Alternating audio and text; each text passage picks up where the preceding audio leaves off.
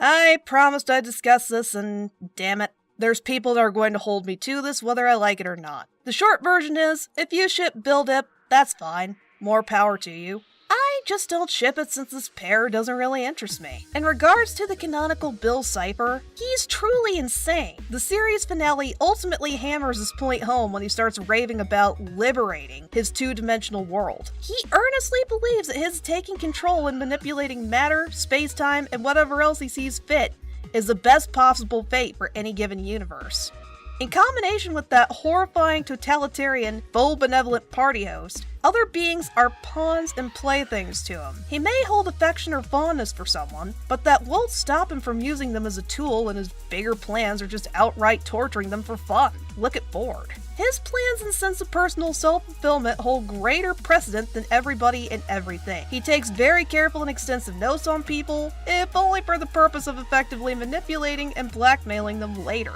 In short, any kind of potential relationship anyone would hold with Bill, platonic or romantic, would be toxic.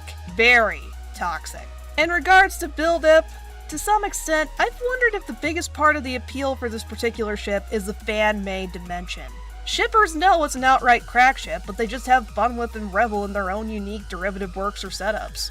Since I started shipping an off-the-rails crack ship myself, Dominator, hypocrite alert, I haven't immediately dismissed the possibility of an AU, an alternate version of Bill, or other potential approaches to this ship. Really, I get that there can be a distinct difference between a fan-made human Bill and the canonical Bill. No matter how I look at these two, it's Bill himself that poses the biggest problem to me, more than the dramatic age difference or any other point of contention. I've played with the idea of a human Bill, whether he's naturally human or he's permanently possessed someone. Then I take things one step further and try to imagine how or why Bill would become reformed, or what he'd be like a bit more watered down from his extreme canon counterpart. It's usually watered down since I'm not sold on the idea of Bill getting reformed no matter what the circumstances. What comes to mind is a charming, debonair Mr. Perfect type. Everyone loves him, but he has a secret twisted side. Behind closed doors, he's a master of the mind fuck. He revels in ruining a person's day, manipulating his sycophantic fans into performing crazy stunts, etc. I'm pretty much thinking of Dio from JoJo's Bizarre Adventure. That's the closest I can think of to a human Bill Cipher. Even with this variant of Bill, I can't imagine him taking time to engage in or even bother with the romance. If he did, it'd be to the effect of just messing with him or her. It'd be his demented pet project, really. Enter Dipper. This Bill doesn't come across as someone Dipper would be attracted to, let alone willing to entertain a budding romance with.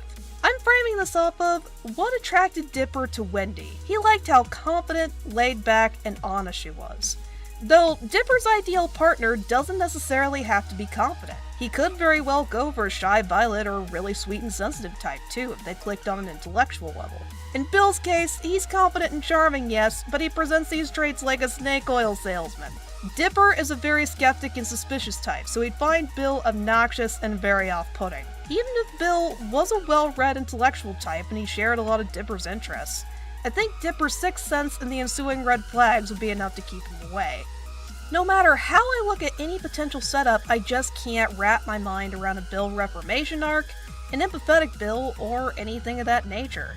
He may have been a decent fellow at one point, I won't discount that possibility, but it's hard to imagine him without an ulterior motive or unnerving air.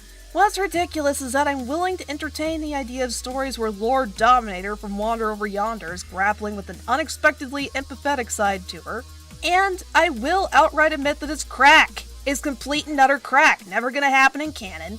Dominator will never be canon, but I like looking at all the crack ship stuff where she's still an ornery little shit, she's just less of an ornery little shit.